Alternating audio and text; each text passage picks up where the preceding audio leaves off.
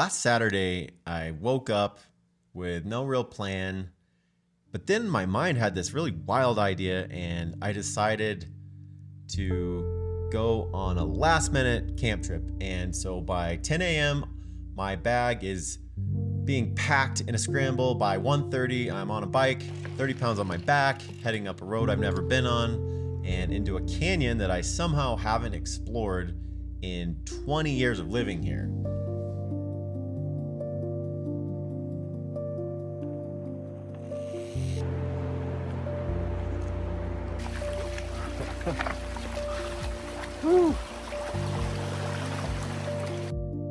The road is closed to motorized vehicles, which honestly makes it better. No ATVs, no traffic, just the creek and the wind. A mountain bike turns a seasonal gait into an invitation. Moving through a place under your own power changes it. You notice more, you move differently. As the broader valley narrows into a steeper gorge, volcanic spires start appearing, exposed in the cliff faces. Sharp, layered. I keep stopping just to look at them. And the closer you get, the less it reads as one continuous face, and more like a sequence deposited over time. Some layers are finer, quieter pulses of the same eruptive system. Others hold huge angular clasts locked in the matrix.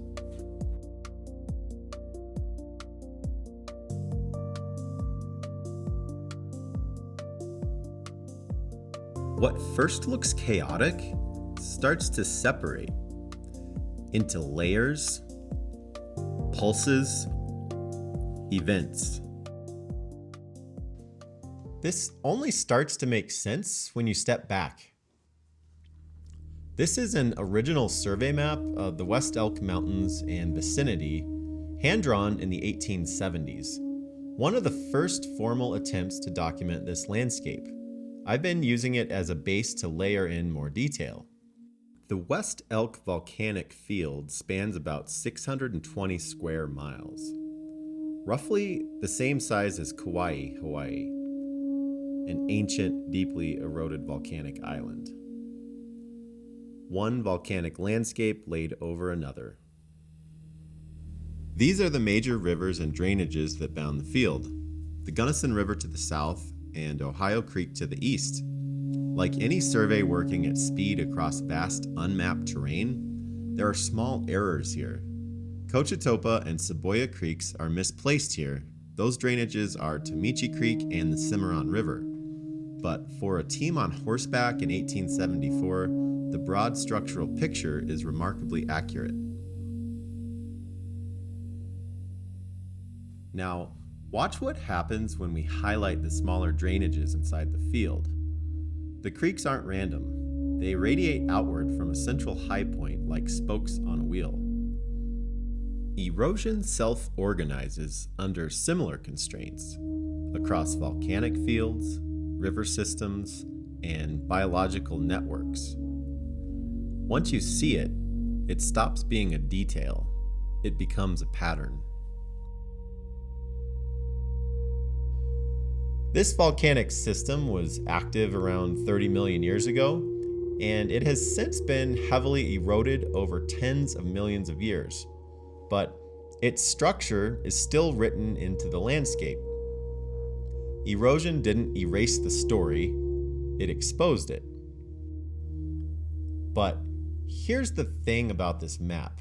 It wasn't done by satellite, drone, or digital elevation model. It was made on foot and on horseback during the Hayden Survey in 1874 by a geologist named Albert Charles Peale. The survey used transits, mercury barometers, and direct observations to document landscapes that hadn't been formally mapped.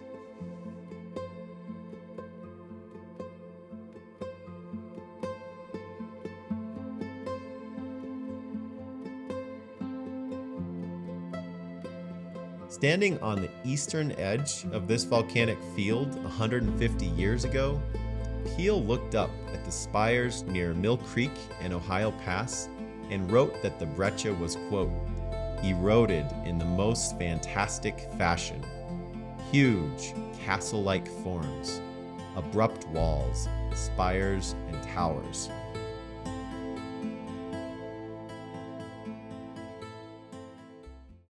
Eventually, the landscape stops being something you're interpreting and goes back to something you're just in.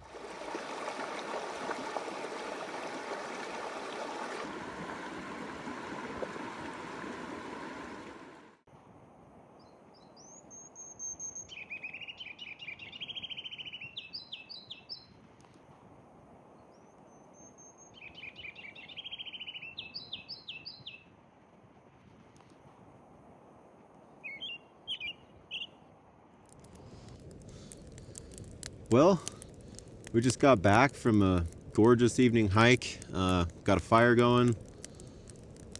Went and got the bear bag that I had up in a tree.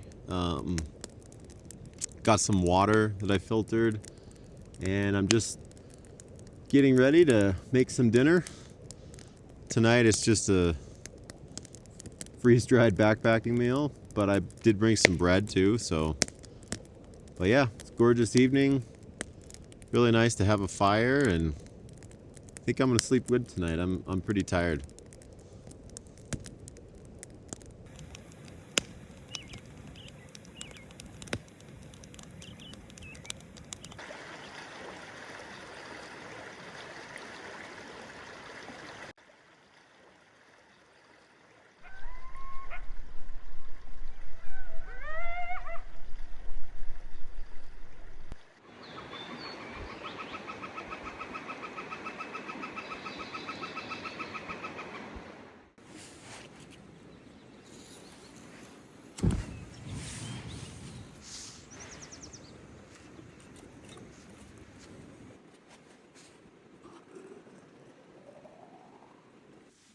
So last night I kind of made a dumb mistake. I was packing very quickly before I went on this trip, and I decided to take the absolute lightest weight blow up camping pad that I had, and it was light, but when you blow that thing up, it's filled with nothing but air. And last night I think it dropped down into the low 20s here. We had like a heavy frost, and although my sleeping bag was plenty warm, the phrase freezing your tail off really was apt, and that wasn't good. So I feel like I kind of had a rough night, but I still slept some.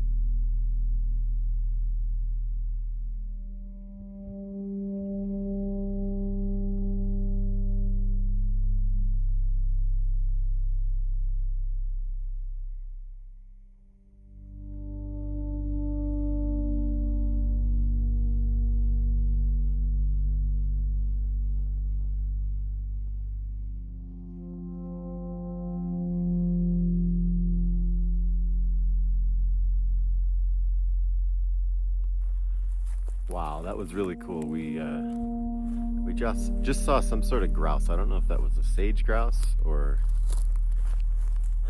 some other kind of grouse, but I got probably within 10 or 15 feet, and that guy just really thought he was blending in or something, and I was really surprised he didn't fly off.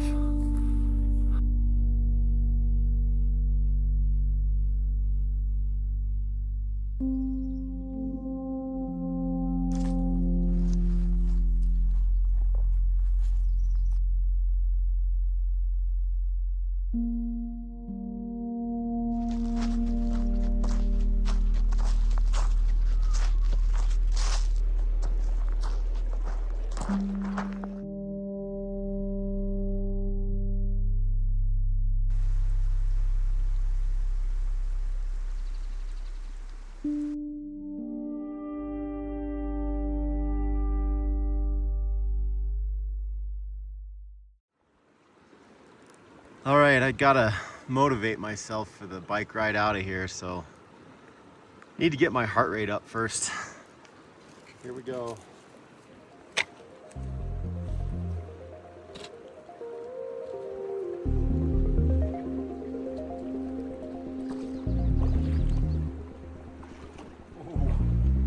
Oh, that's cold. Woo. Oh, that's a little deep. Oh. Yep. Oh, ice cream headache. That's all I got. We're done.